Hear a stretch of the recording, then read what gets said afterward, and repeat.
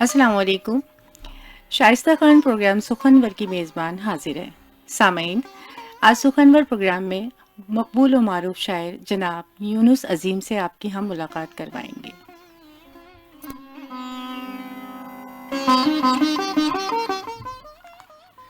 غزل خود ایسی صنف ہے، فارسی ہو یا اردو، غزل مشکل ترین صنف ہے. غزل میں دو مصرے سے ایک شعر بنتا ہے.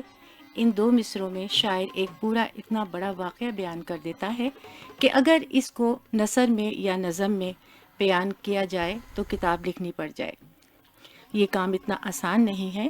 اپنے مشاہدات، اپنے تجربات، اپنے مطالعے کے معنی ہیں. انسان جو کچھ دیکھتا ہے اس کا اثر لیتا ہے، اور شاعر پر دنیا بھر کے تاثرات جمع ہو کر پوری طرح اس کے قلب پر قبضہ کر لیتے ہیں.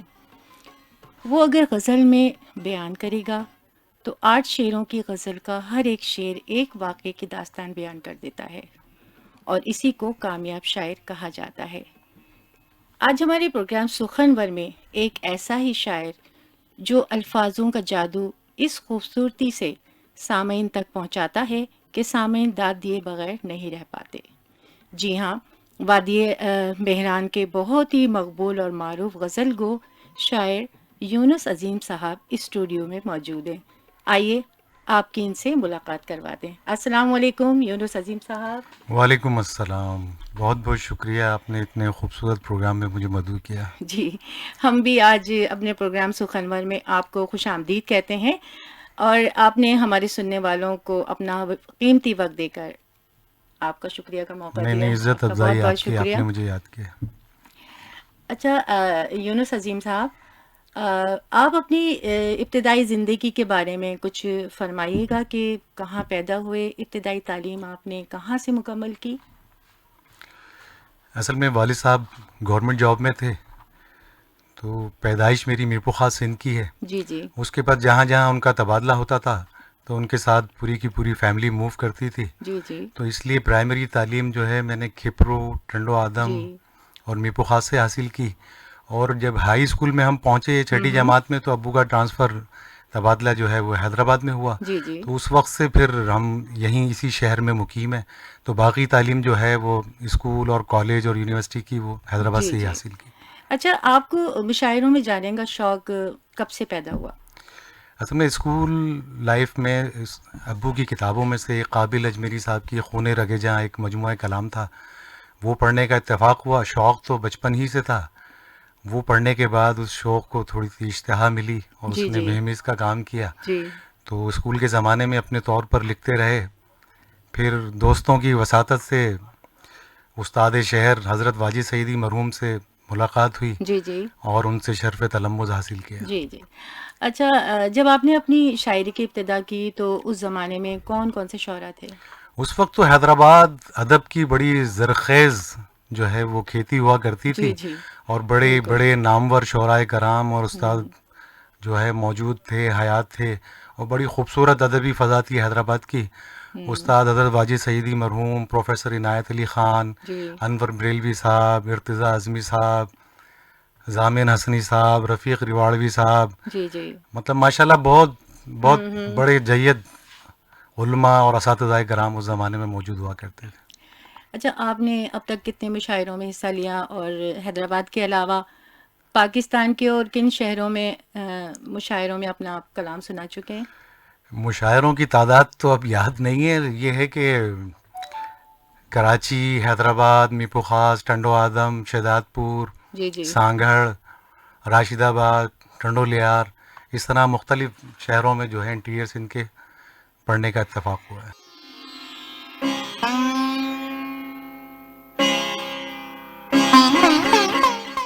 جی یونس عظیم، آپ اپنا کوئی کلام ہمارے سننے والوں کی نظر کرنا چاہیں گے؟ جی جی ضرور، ارشاد بالکل. کیجیے. ایک غزل کے چند اشعار جی آپ جی بالکل. تمام لوگوں کی خوبصورت سماعتوں کی نظر. میں آس بوتا ہوں اس کو شجر بناتا ہوں، جی میں آس بوتا ہوں اس کو شجر بناتا ہوں، میں روز ذہن کے زندہ میں در بناتا ہوں. واہ.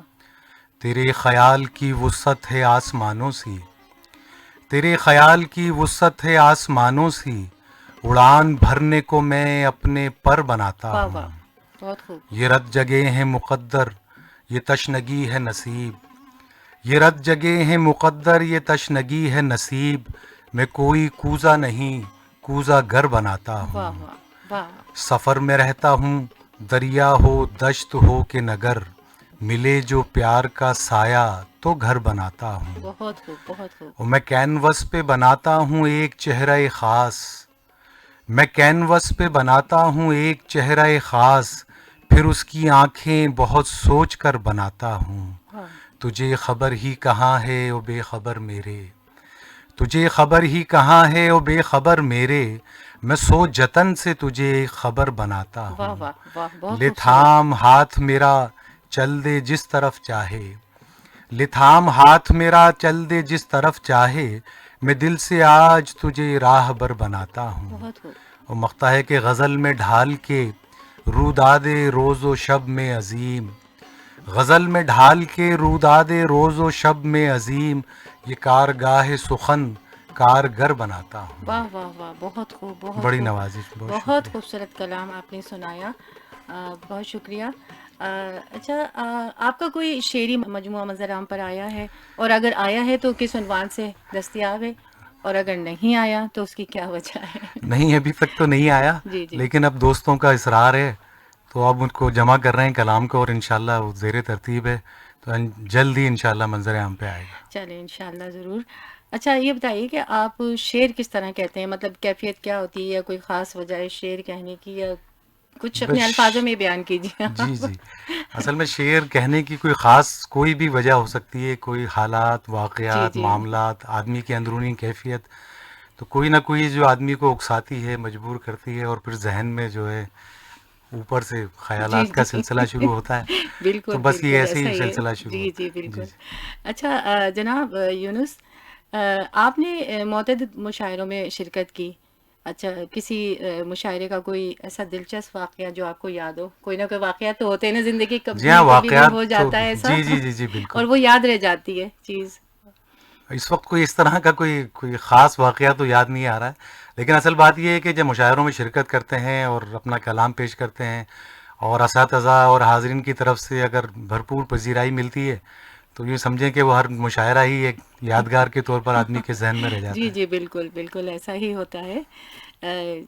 اس سلسلے کو ہم جاری رکھیں گے. جی جی آئیے ہم کوئی بھی کلام ہمارے سامعین کی نظر کریں تو سننے والے محظوظ ہوں گے.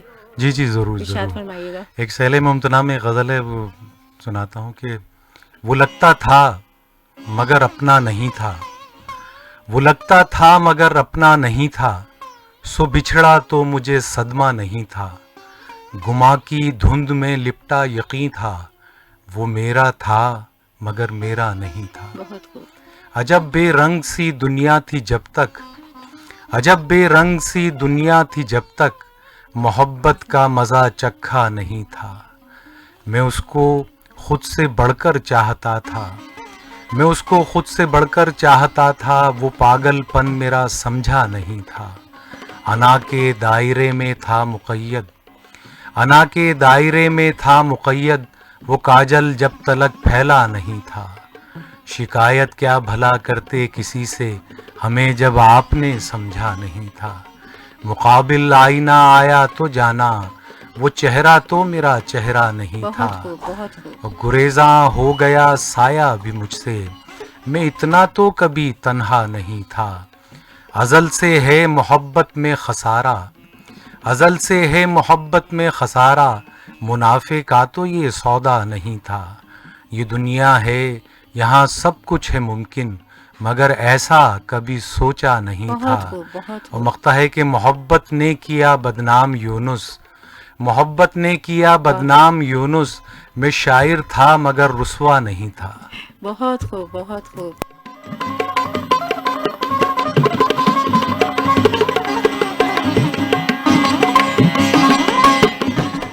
بہت خوبصورت انداز، بہت خوبصورت اشعار.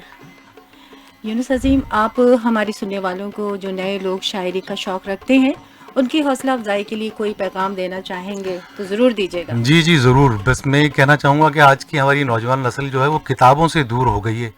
تو میں یہ چاہوں گا کہ وہ جتنا کتابوں کا مطالعہ کریں گے اتنا ہی ان کے علم میں اضافہ ہوگا اور شوق میں بھی اضافہ ہوگا.